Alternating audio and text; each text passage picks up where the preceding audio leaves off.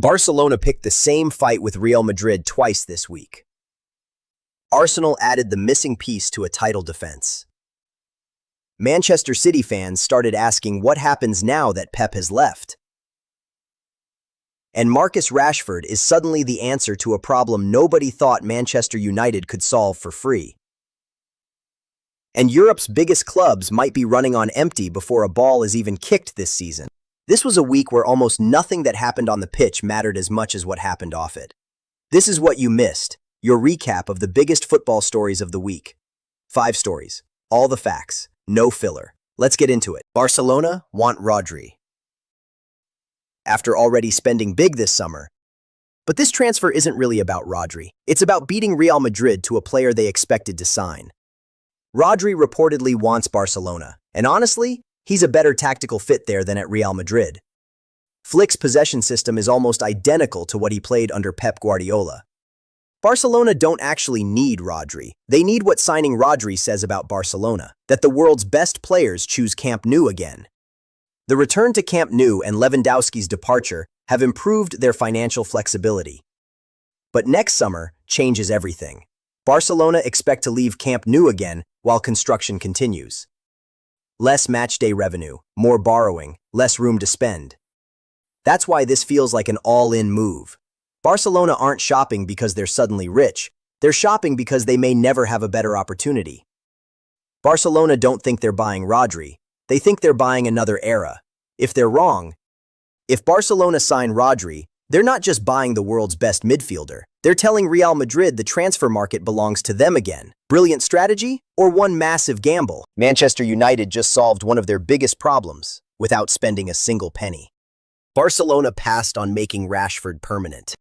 Now he's back at Old Trafford, and suddenly, United have an extra attacker they desperately need. Last season, United's leading Premier League scorer was Bryan Mbeumo with just 11 goals. That's not enough for a club chasing trophies.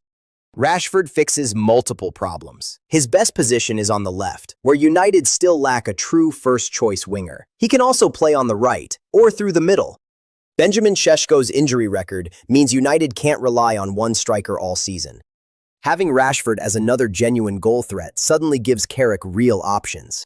Sometimes the smartest transfer isn't a transfer at all. Has Manchester United just solved their attack without entering the market? 1-0 to the Arsenal is back, and this time, it might be Arteta's master plan. Arsenal just signed Bruno Guimaraes from Newcastle, another elite midfielder for the Premier League champions.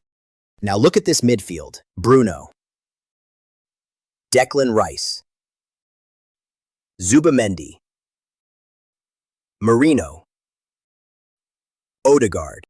Arsenal won the league with an elite defense, midfield control, and set-piece goals. So what did Arteta do? He doubled down. Rice, Bruno, and Zubimendi could suffocate teams. Win the ball, keep the ball, kill the counter-attack.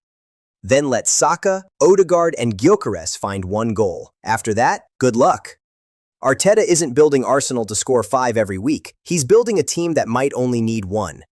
Maybe 1-0 to the Arsenal isn't history anymore. Maybe it's the blueprint for dominating Europe. Would you want to play against this team? Pep Guardiola is gone, and everyone is waiting to see if Manchester City collapse without him. History says they probably won't. Guardiola left Barcelona in 2012. The next season, Barcelona won La Liga with 100 points. 32 wins, 115 goals. They finished 15 points ahead of Real Madrid. Then Pep left Bayern in 2016. Same thing, Bayern won the Bundesliga again, also by 15 points. So maybe replacing Guardiola for one season isn't the impossible job we think it is. Pep leaves behind a machine built to win. The squad is elite, the infrastructure remains, and years of Guardiola's ideas don't disappear overnight. But that's why this season might not be the real test. The danger comes when Pep's players leave and his influence starts disappearing. Barcelona survived year 1. Bayern survived year 1. Now it's Manchester City's turn. Do City keep winning without Pep, or is this where the decline begins? Forget who had the most players at the World Cup. The real problem is this. Some of Europe's biggest clubs haven't had a proper summer in 3 years. PSG might be the biggest warning sign. Their stars played Euro 2024, then a full club season, reached the Champions League final, and went straight into the Club World Cup. And PSG didn't leave the Club World Cup early. They played all the way to the final on July 13, 2025. Then came another full season, followed immediately by the 2026 World Cup. For players like Vitinha and Dembele, this is basically non-stop elite football since 2023. Chelsea have the same problem. They beat PSG in that Club World Cup final, meaning their players also lost most of last summer before another full season and another World Cup. Barcelona's problem is different. 8 of their players just won the World Cup with Spain. Yamal, Pedri, Gavi, Olmo, Cubarsí, Ferran, and others were still playing in mid-July. The danger isn't necessarily August, it's March and April, when 2 or 3 years of accumulated minutes finally start showing up as injuries, slower legs, and lost intensity. So forget the transfer window for a second. Which giant gets hit hardest by the World Cup hangover? PSG, Barcelona, Chelsea, or someone else? That's your week on Kickoff Daily. New stories drop every day. We'll catch you in the next one.